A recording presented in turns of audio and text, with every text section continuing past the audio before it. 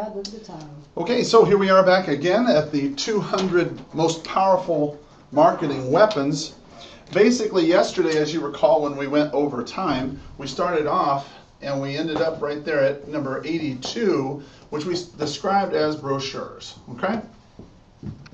Brochures in real estate used to be used very frequently. You may remember them. They were the trifold kind. It was just a single piece of 8.5 by 11-inch paper, and then you would go ahead on one side, you say how wonderful you are with maybe a little picture. Then in the middle, you'd say what your philosophy was, and on the back end, you might say a little bit about what it is you do. You trifold them down in the front, contact information, your smiling photo, all of that. And on the back side, maybe a little bit about the author or whatever. Okay? Not so many agents use them anymore, simply because it was too expensive to produce a quality one. And then in the end, they found out that it just wasn't all that effective. So if you're promoting a business, certainly that might be something you want to consider. But as far as real estate is concerned, it's not particularly useful. Number 83, okay. Again, not very useful for real estate, so I won't go much into it. Obviously, catalogs. And that is about as much as I want to say about that. 84, business directories. Okay? That dates everybody right there with the catalogs. That's right. The binders. This sort of dates that back to the 70s, that's right. Business directories. Now, business directories, a business directory, you can go ahead and I've seen other agents do this, where they will create a directory for their clients of different businesses that they promote. Things of that nature would be termite inspectors, home inspectors, repairmen, handymen, you name any kind of service under the sun, and they would go ahead and create a directory for it and pass that out to their clients as an item of value. This was something that was promoted by Brian Buffini, and the individual people would go ahead and pay for their right to be on that brochure and exposed to the clients.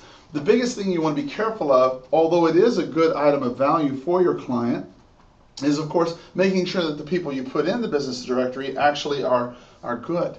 So be very, very careful when you do that. Number 85, PSAs, okay, which would be a public service announcement.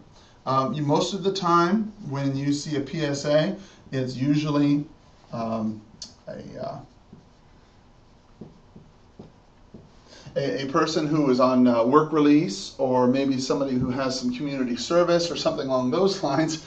For real estate agents, I can't really think of the last time I ever saw a PSA put out by one. Number 86, newsletters. Okay, this is still commonly done, particularly when you're farming a neighborhood. Okay, and if you remember, farming a neighborhood is taking a specific area like Sam Hughes, or maybe Catalina Foothills, Cimarron Estates, something like La Paloma, whatever, and you take a specific neighborhood, you write down things that are recent sales or items that might be of interest to people in there, a calendar, for example, of upcoming events, and then you go ahead and send that out to all those people. The newsletter helps establish the fact that you are a neighborhood expert. The problem is with a newsletter, it's kind of expensive to create, and also it can in fact become junk mail very easily. So you want to be very careful if you decide to do a newsletter that you don't limit yourself just to one area.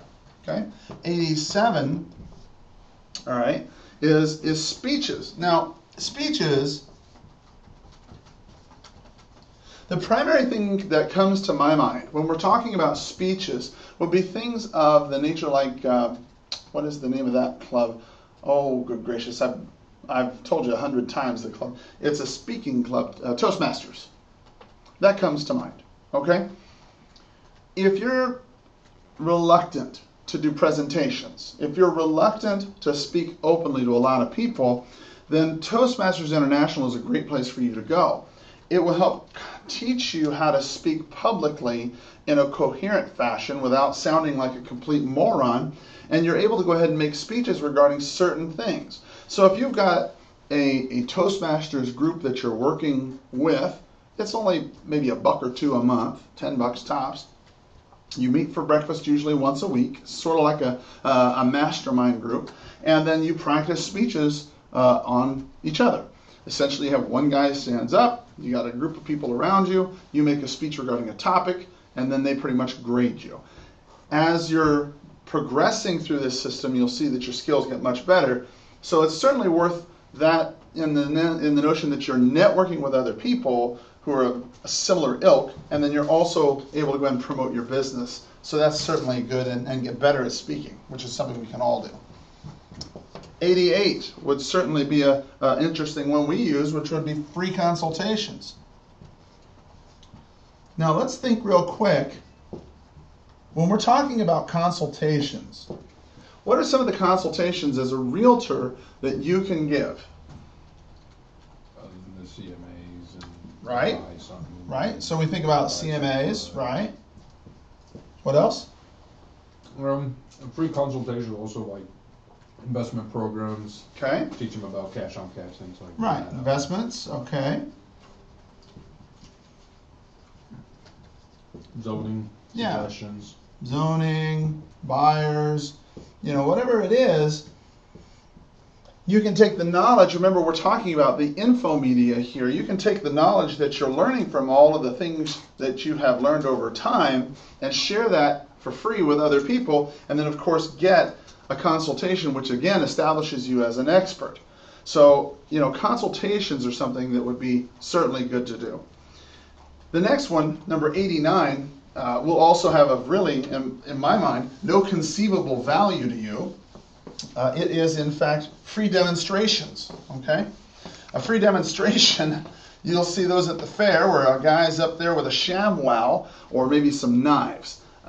For us, I can't really think of a way that you would, do a free demonstration of your services because it simply isn't feasible. So I won't mention that much.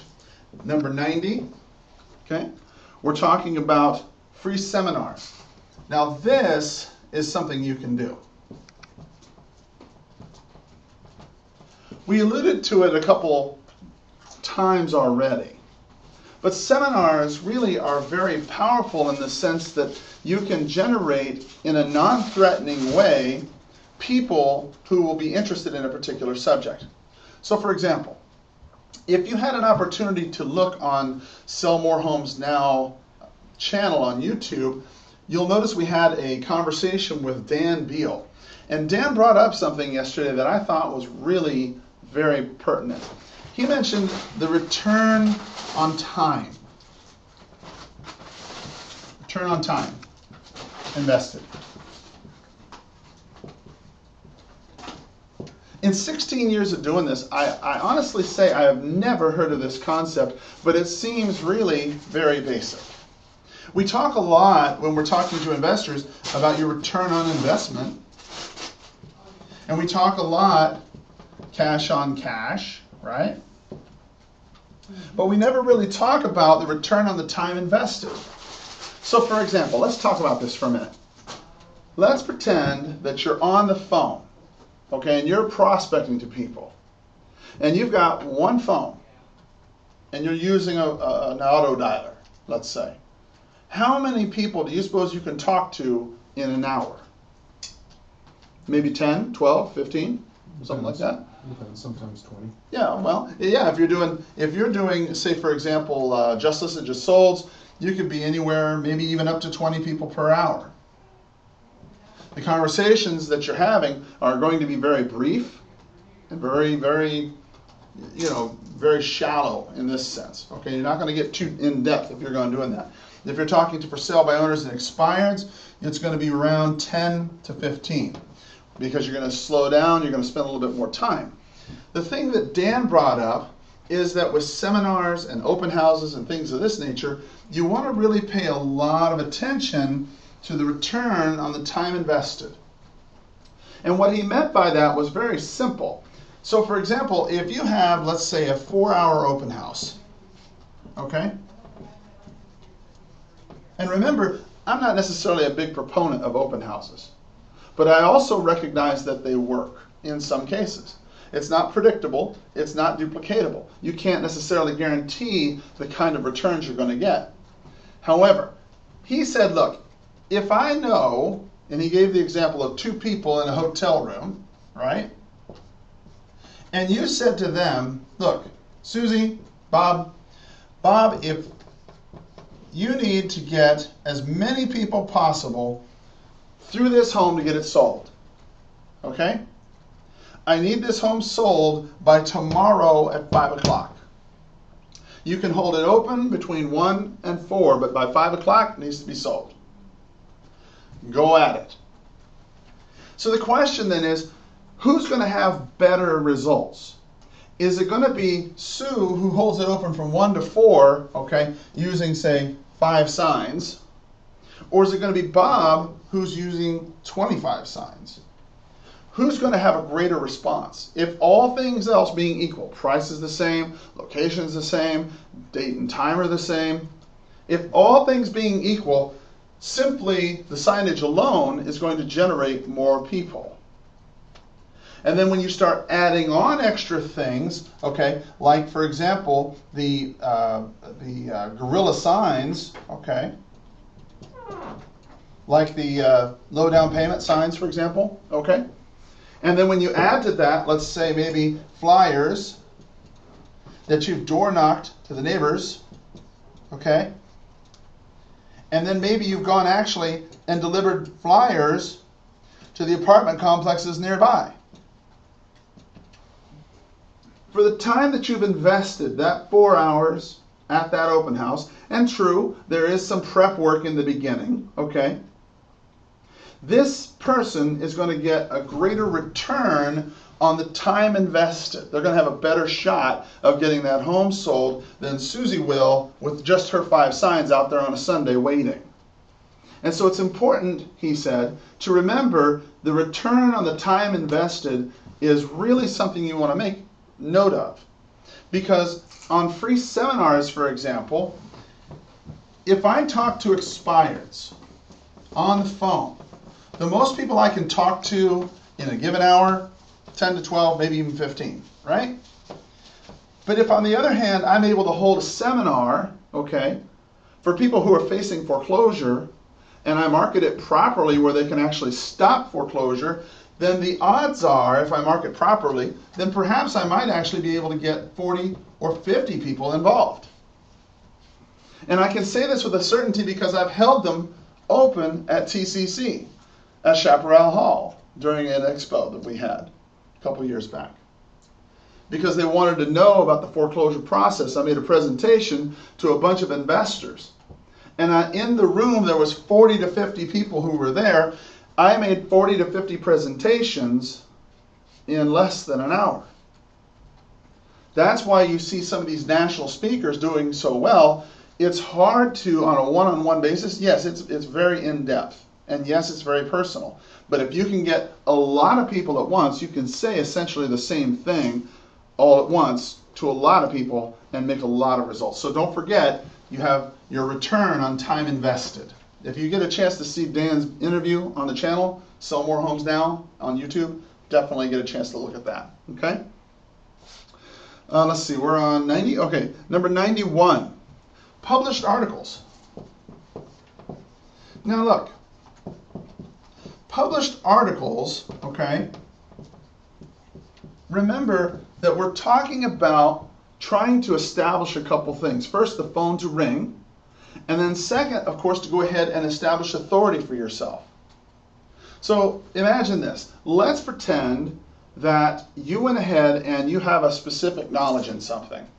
So, for example, Marissa, the Stinson team has a specific knowledge about how to do short sales. Okay? And let's say you guys go on a tear and you decide, you know what? Balls to the wall. We're going to do a lot of work. We're going to really hustle, do what we can to get as much business as possible. So we're going to hold a free seminar, How to Save Your Home, okay, down at, let's say, Consumer Credit Counseling Services Southwest. And then you also write an article, okay, for the paper.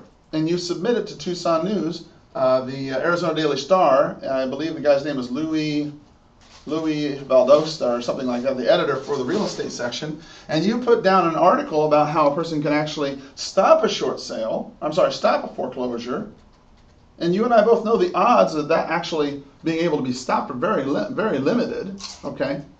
And that if they wanted more information, hey, there's going to be a free seminar coming up at no charge. These articles that you have increase awareness of something you're wanting to do, causing the phone to ring, and it also establishes, because you're in the paper, the fact that you know what you're talking about. Because does the paper put people in the articles who really are idiots? I mean, you and I both know that, but the public perception is what? Yeah, that they know what they're talking about. That's why we blindly accept whatever they say. Okay? So published articles are something that you may want to consider as well. Number 92, published columns. Dear Abby. Okay? Published columns. Now, you might not be able to get into the Arizona Daily Star on the editorial page. Okay? You might not be able to do that. But there are certain publications where maybe they are online that you can become a contributing person who's frequently submitting articles, maybe even in a column, where you are established on a regular basis as someone who's the go-to person. So that's something you don't want to forget. The chances of you getting the word out about your knowledge, increasing your authority, helps you in every way possible. It cannot hurt you in any way. It does require time, however. Okay? Number 93. All right? Published books.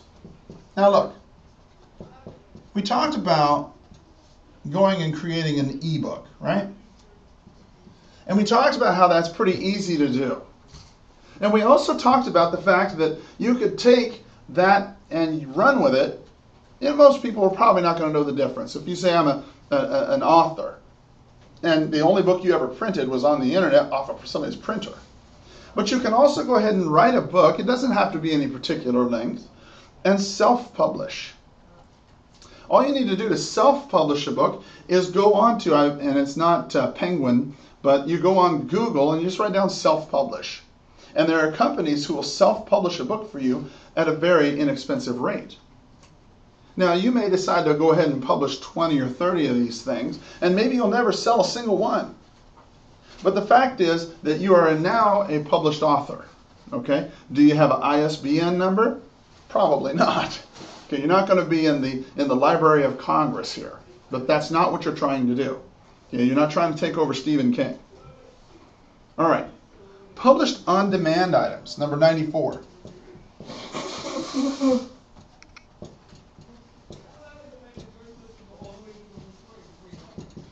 Anybody have an idea of what that might mean? On-demand items. Well, it's probably like Truly and Zillow, where you can go in and blog with them whenever somebody asks something or something, probably. Sort of. A published on-demand item is going to be something where they're able to go ahead, click a link, and download your book, kind of like an e-zine or an e-book, okay? But they can also pay for it, for that. And if you don't think that you can pay for it or people will pay for it, go on the internet and see what you can find. You'll be surprised at what people can actually sell. It's shocking. So think about it this way. If you're trying to establish, remember, the whole purpose of marketing is to get the phone to ring. And to get the phone to ring, it's helpful once you get that phone to ring, if they found out about you because, you are a published author, or you have a column, or you have an article, you're running seminars, you're running on-demand books, whatever it is, that will help establish your credibility. Okay? 95, right? Yeah, 95. Speaker at clubs. Now, this is probably going to be of a value, I think, to Karen in specific. Okay? A speaker at a club. Now, number 95, speaker at a club, I don't mean a nightclub. I don't mean a strip club. Now you mean a comedy club. That's right. Maybe a comedy club, I don't know. But a speaker at a club, primarily I'm talking about something like Arizona Real Estate Investors Association, ASREA, right? They have speakers from time to time who come and speak about certain topics. And I know for a fact that Bob Zachmeyer has been up there before. Every month. Bob comes up, if I'm not mistaken, and talks about the state of the market. Does he not? Great stats, great pictures. Yeah. So he makes a presentation, okay, which establishes his authority. So here he is as an authority on a particular subject. His authority is unquestioned. They do not question his authority. Now you or I might have, questions about whether or not what he says is valid or if it's maybe skewed, but the people who are the audience do not question it. And when they have a question, who do they call? Do they call Alex? Do they call Marissa? Do they call Carl? No, they call him. So being a speaker at a club is something that is certainly going to help you if you can find a club that you can get into. Number 96, teleseminars.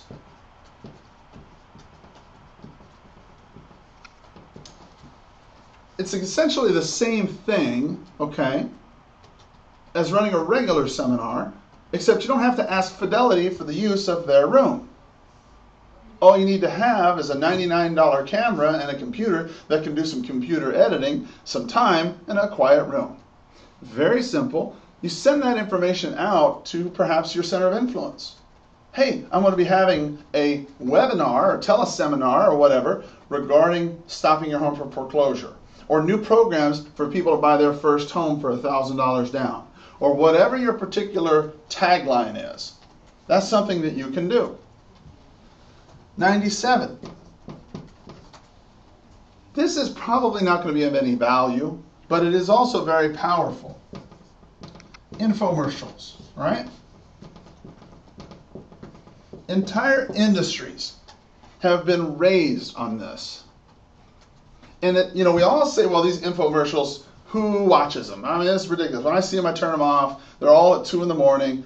You ever heard of ShamWow? Mm-hmm.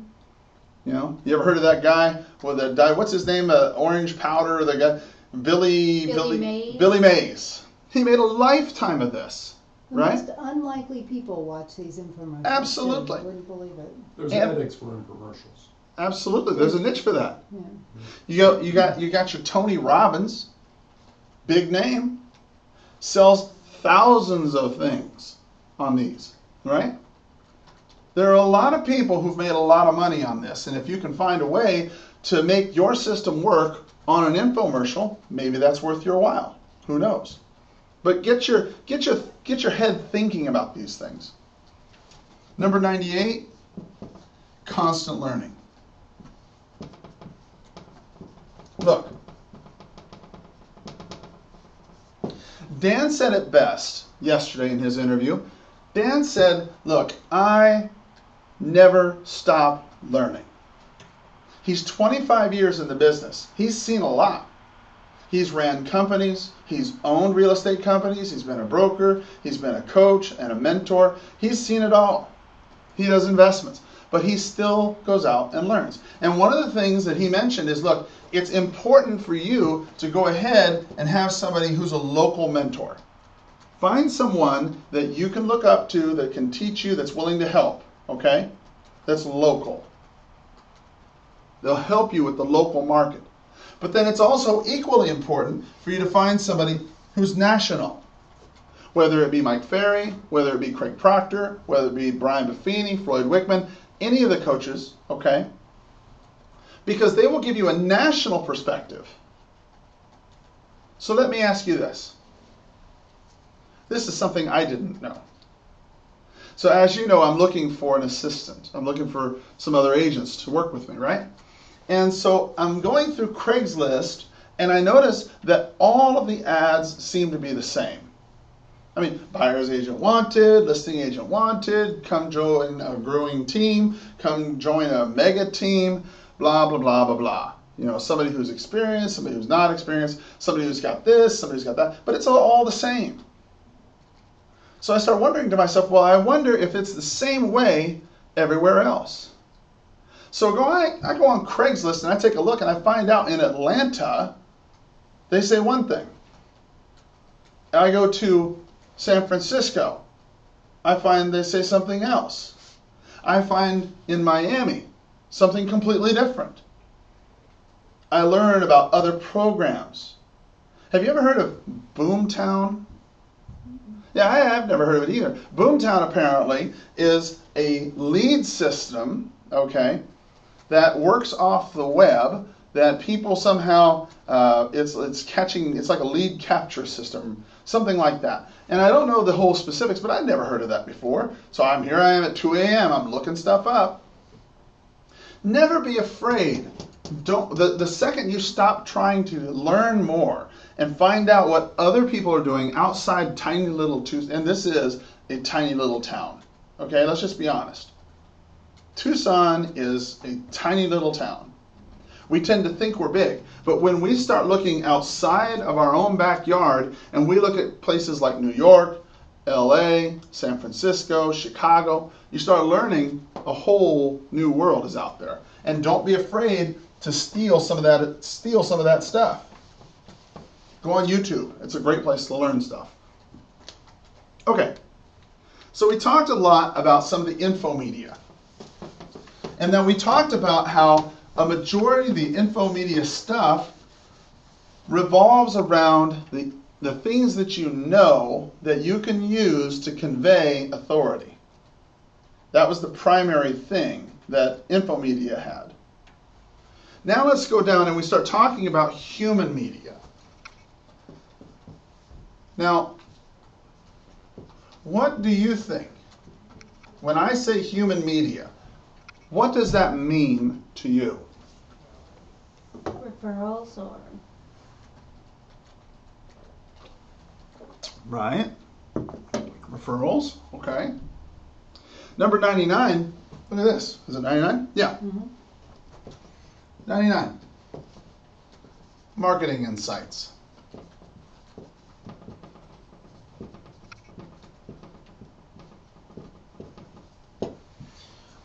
Some of the greatest ideas that have made thousands of dollars for us in this company have come from the agents within.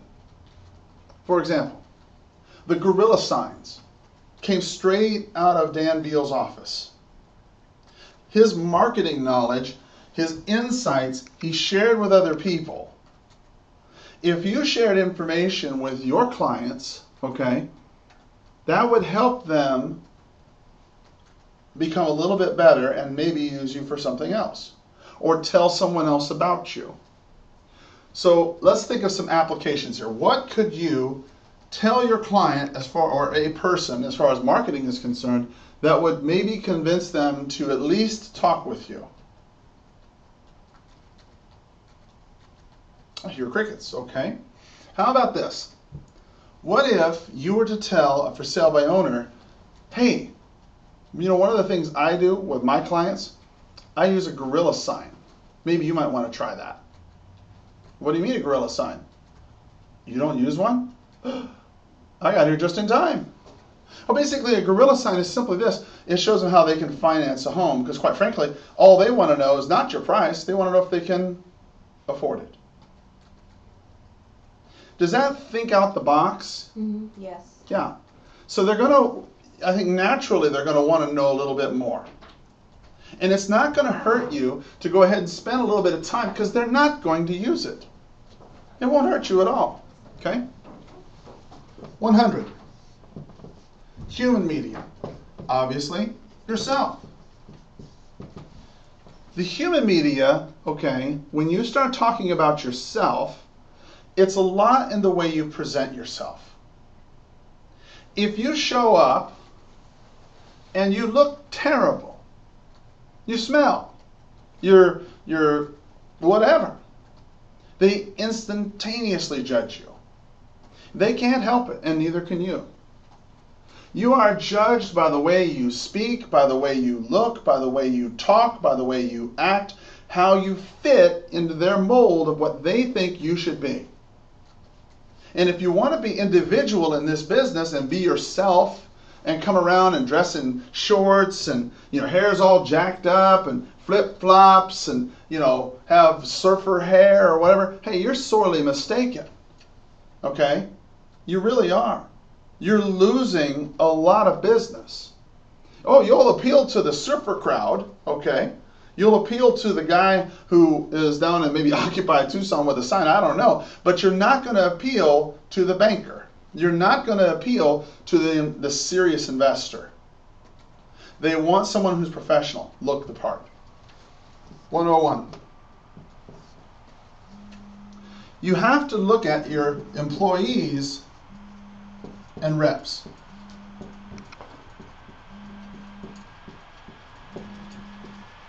And when I say your employees and reps, you got representatives or something for you if you're in a larger company. Your employees, they have people they know. So if you have an assistant, let's say, they need to be able to promote you because their center of influence can bring business. So for example, let's say Debbie is working with me as my assistant. Here's me. She's working with me. Debbie, obviously, her father, Don, and Don knows a lot of people. Now Don may have other people that he knows who are real estate agents who he chooses to use. That's fine. But maybe let's pretend that he doesn't. Or maybe she has another friend who doesn't have someone. And they say, hey Debbie, I know that you work in real estate. Who's a good person to talk to? If she has any brains in her head, which she has tons, she's going to say, Carl's the guy to talk to.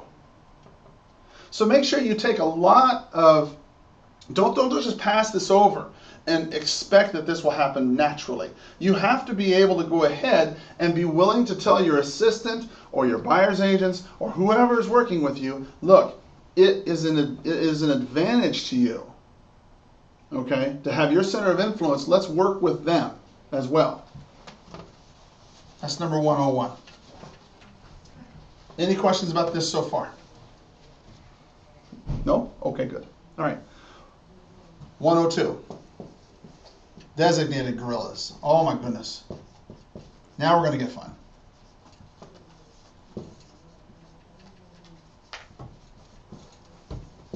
Designated guerrillas. Hitmen, right? These are the people who are going to go out and do stuff for you, okay, that maybe you never thought of, come up with ideas that maybe you've never done, or help you in a way that you're willing to help them with. A great example would be someone like Kerry, right? Kerry is the fellow who was in here yesterday.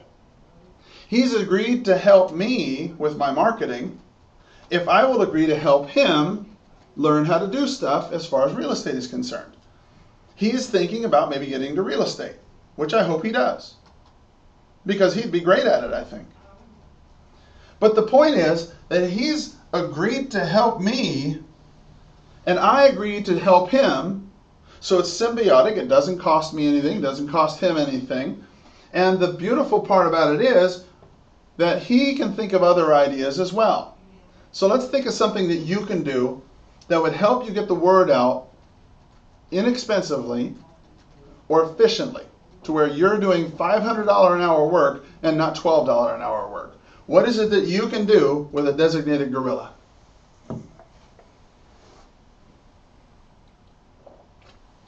Crickets, okay. I can see this is a fascinating topic. Fascinating topic. I'll need to go ahead and change the topic here because we're not getting too many hits on YouTube. Okay, so designated guerrillas. All right, well, what can they do? Well, how about bandit signs?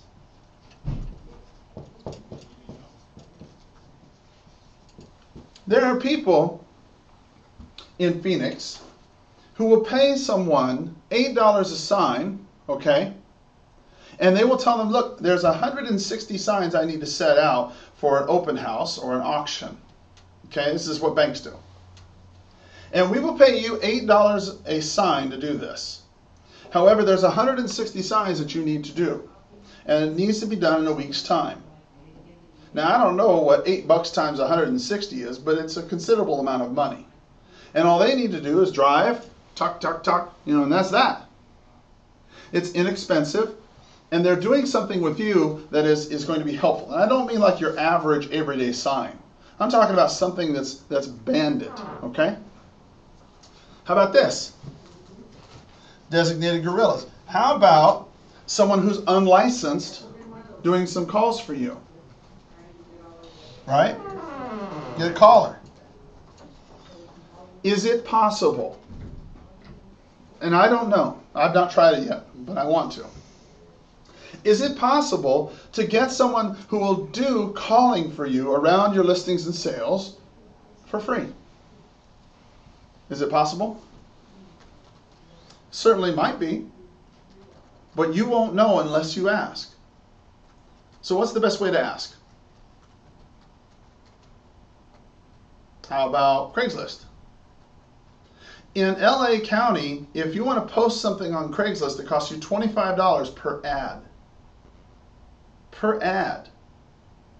In Tucson, it's free. So why don't we just make use of that and say, you know, maybe we have like an internship type of thing where I help you. Okay, look, do you know anything about real estate? Karen, do you know something about real estate? A little. Yeah, you know something, right? Do you know something about investing? A little. Yeah, do you know more than Joe Blow? Possibly. Probably, right? Because you've been around the circles, right? Some guy off the street, some kid. Okay, look, let's have a be honest here, okay? In Azria, are there people who will say, look, I will teach you how to invest for a fee? Okay, I don't want to put you on the spot. Yes, there are. Yeah, okay. There I are, haven't yeah. run into them, but And the reason why I know they are, because my brother's done that before. That's the only reason why I know that, right? Alright. There are also people who will pay thousands of dollars to coaches on a one-time program, Right. right? Absolutely. Yeah. There are also bird dogs and wholesalers. You obviously have seen those. Now, you can't personally pay someone, okay, as a real estate agent to go out and say, look, if you find a deal for me, bring it to me and I'll pay you $100, okay? You can't do that. But there's no law that I am aware of that says that you can't go out, put an ad in the paper that says, or not in the paper, but in Craigslist, let's say, that says, okay, offers bought. Is there anything that stops a person from going out doing a wholesaling job? For example, my brother. Going out, putting a home under contract, as assigns, brings it to me, and I say, wow, that's a pretty good contract. I'd be willing to pay an assignment for that. Have I paid him for a lead? Sort of. I don't know, sort of. But in return, hasn't he in fact actually given me something of value? Yeah. See, that's where it gets a little confusing. You see, as I understand it, and I might be wrong, and I frequently am, this is something you'd want to check with your board. This is something you'd want to check with your Department of Real Estate. But in my thinking, okay, when we pay someone for a lead, we're just simply saying, hey, go out and find me a lead. If you find somebody who wants to do something, I'll pay you $100 when it closes. But when they give you something of value, a contract, they assign it to you, okay, you're not paying them a commission as far as I understand. I might be wrong. And if I am, then don't do it, okay? But there's, in my understanding, there's nothing wrong with you going out and taking an assignment because you're simply paying for a particular, not a service, but you're paying for a particular item. I don't know. Check it out. But you need to start thinking outside of the box. Even if it's something that won't work. Let's pretend that that scenario that I just gave was totally illegal. Okay, great. Don't do it. But at least you've thought of something else. Prior to me just saying this, had you ever considered that? No. But at least now your mind has expanded a little bit. Think of it as a rubber band.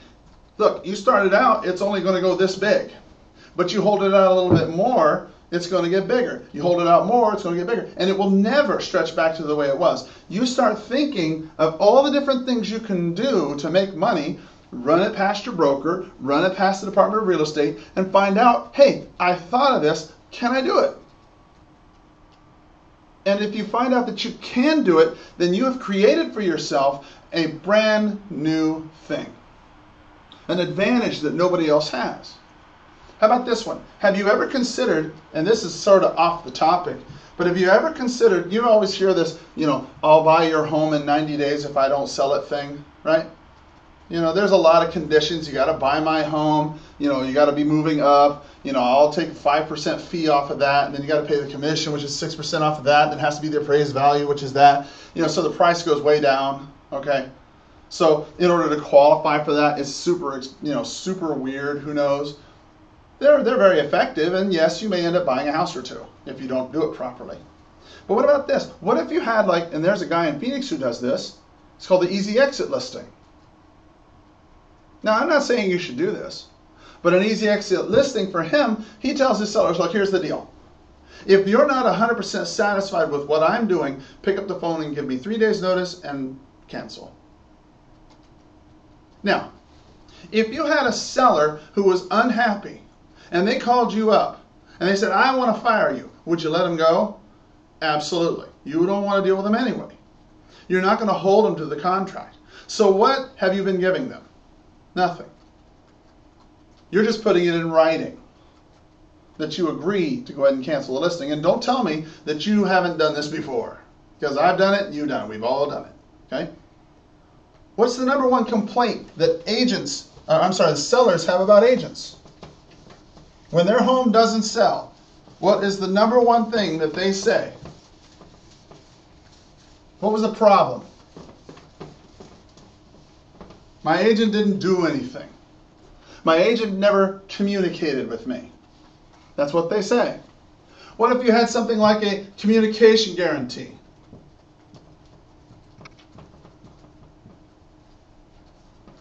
Mr. Seller, I have a guarantee. I misspelled that. Guarantee that I will communicate with you every Monday and let you know exactly what's going on with your home, even if nothing is going on. And if I don't call you on Monday at some point, you have the right to fire me instantaneously. Is that going to add an element of comfort to that seller? Absolutely. You have to think outside the box.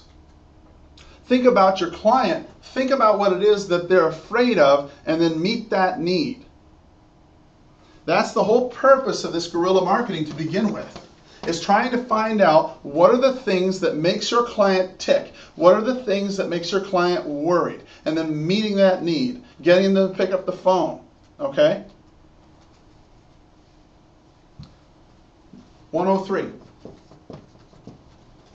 Again, going back to the human part of things, we're talking about the employee attire. You have a company, Me Incorporated. Let's say you're selling tennis shoes. And you go down, you are buying a tennis shoe. And you go down to the Foot Locker. What are they wearing? They wear tennis shoes and they wear a jersey. Black and white, look like a referee, right? You go to McDonald's, what do they wear? A uniform with the golden arches. The employees have to wear a uniform of some kind. In real estate, it is perfectly acceptable to come in without any kind of uniform. This is a uniform, okay? That's all it is. It's a uniform. It identifies you with a particular group of people. A professional, in this case. A lawyer. I can't tell you how many times I've been mistaken for a lawyer, right? I don't know which is better, but anyway, it's a uniform that you wear. Yet you let your employees or yourself walk around looking like the devil, just totally in pieces. And that's okay. Why? If you're an employee, or if you are an agent for an agent, think about the image that you're projecting amongst the team. The image that you're projecting, is it a team that is actually professional, Is it a team that is going to be doing a good job, or is it a team that looks like they just got off the berry boat? Think about what you wear. Tell your employees, hey, look, you know what? Maybe it might be cool if you went ahead and maybe spruced it up a bit. And if they can't afford it, okay, fine. But try and get to that point. That's the media, the way you produce things. Okay? It's the perceptions that you give. 104, social demeanor. Now look, I'm going to be honest with you. If you caught me yesterday at 9:03, you would see me throwing a file across the room.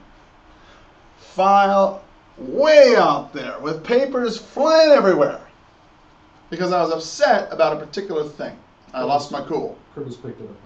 Yeah, I know. I lost my cool. And I shouldn't have done that.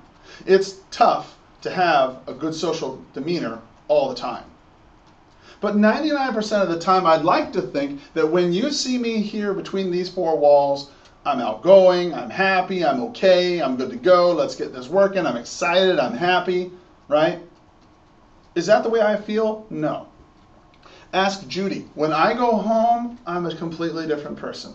I want to relax. I just want to lay back. I'm a couch potato. She likes to go running. She likes to ride her bike. You know, I'm kind of like, man, I want to play video games. You know, my whole demeanor changes. All right? But when I'm in these four walls, it's showtime. When I'm in front of a client, it's showtime. It's showtime for you, and that is your human media.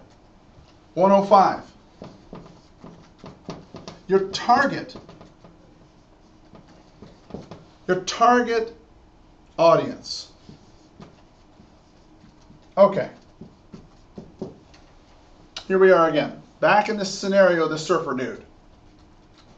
Now I'm going to go to some guy's house, let's say, and it's $1 million listing, or it's $400,000 or $500,000 or whatever the price is, but it's up there, right? Am I going to go in there in flip-flops and expect a positive result? No. If I had to have any kind of brains, you know, I can't realistically expect that this is going to work out well for me.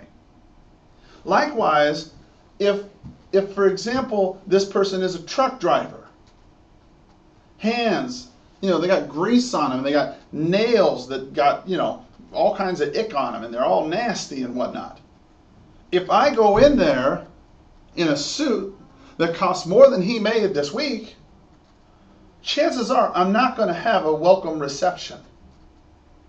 So you've got to think about your target. Who are you going to see today? Now, that doesn't mean that you need to go in overalls and a bib when you're going to a farm. No. Does it mean you need to have grease on your fingers when you go to his house? No. But it does mean it's okay to dress down a little bit.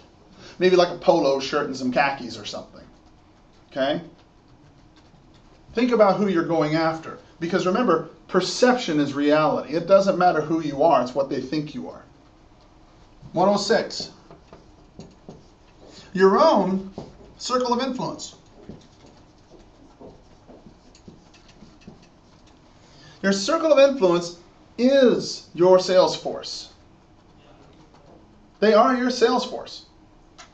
And when you think about it, okay, the people that you talk to every day, the people that you worked with in the past, are the people who are going to go out and tell everybody else how great or bad you were. So you have to be able to project to them exactly, you know what you're talking about, and that it's okay, I'm the guy to trust. So you have to be able to go ahead and convey that to them, because they are your sales force. 107. Contact time with customers.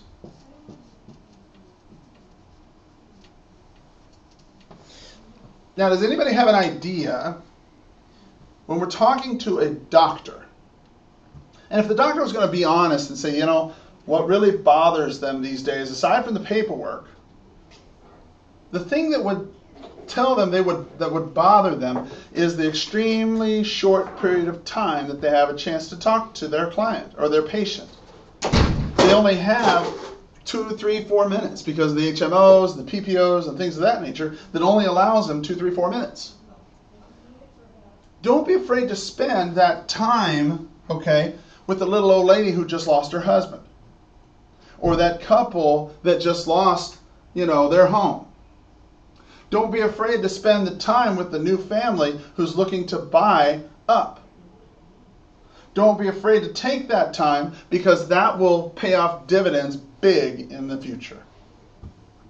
So we'll stop at 107, and I think we'll probably take a break. On Monday, we'll discuss some more of these powerful sales techniques from the Mike Ferry 2011 one-on-one retreat, because sometimes this gets a little bit dry, even for me. So anyway, if you have any other questions, comments, concerns, emotional freakouts, overloads, no? Not at all. Okay, great. Well, then we will look forward to seeing you on Monday. Thanks a lot. Have a great day.